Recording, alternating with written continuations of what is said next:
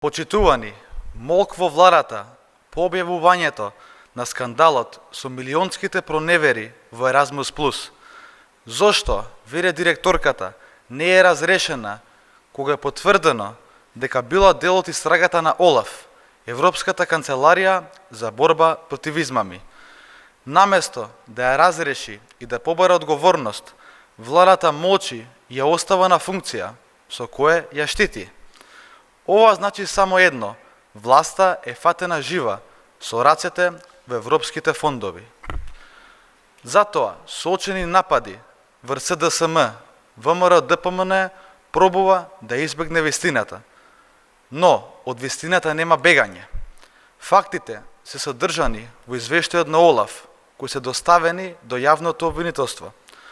Постои основано сомневање за злоупотреби на над 2 милиони евра европски пари, идентификувани се повеќе од 50 физички и правни лица, како и 5 земји членки на Европската Унија.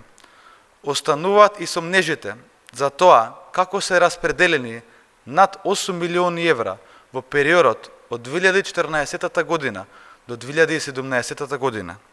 Зошто во тој период Ана Михайлов заедно со својата кумашинка Дорина Ѓорчева-Митровска биле заедно евалуаторки во агенцијата.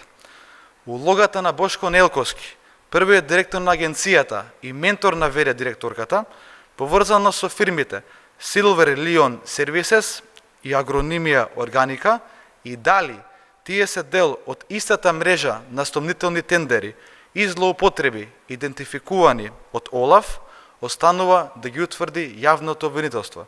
И клучното прашање, во чии џебови завршија милионите евра европски пари. Очигледно е зашто не се постапува. ВМРО ДПМН ги штити милионските шеми и злоупотреби во Еразмус Плюс. За овој скандал решението е само едно: разрешување на ВД директорката, итна и целосна кривична истрага за сите инволвирани во овие милионски злоупотреби на европски пари. Ви благодарам.